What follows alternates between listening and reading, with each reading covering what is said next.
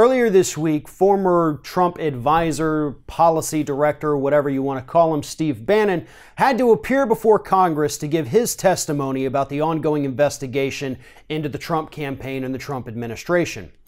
He spent hours behind closed doors talking to congressional interrogators, but it was after the testimony that the real news broke.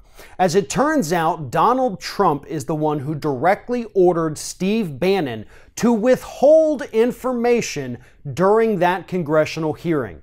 According to reports, Donald Trump met with Bannon, or at least spoke with him, and told him what to say and what not to say.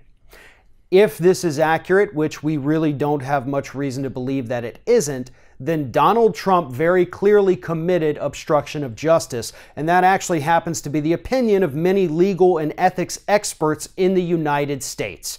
If Donald Trump told Steve Bannon to withhold information from congressional investigators in an official state-sponsored investigation, then he committed obstruction of justice. And if Steve Bannon withheld information, he is also just as legally liable as Donald Trump would be. And in fact, you could even argue there's conspiracy here, conspiracy to withhold information from the investigators. Again, that is according to legal experts who understand what's happening right now with this investigation and Steve Bannon.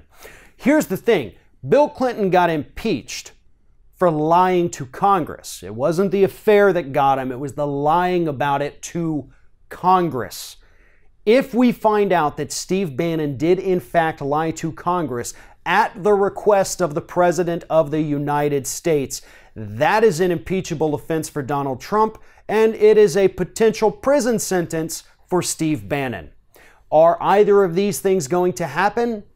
Possibly, but at this point, at this day, unlikely, but that could change. Steve Bannon was subpoenaed by Robert Mueller, the special prosecutor, and he will have to go and testify under oath. So when he testifies under oath, if he says the same false things or withholds any information, he can be found in contempt. He could also be tried for perjury.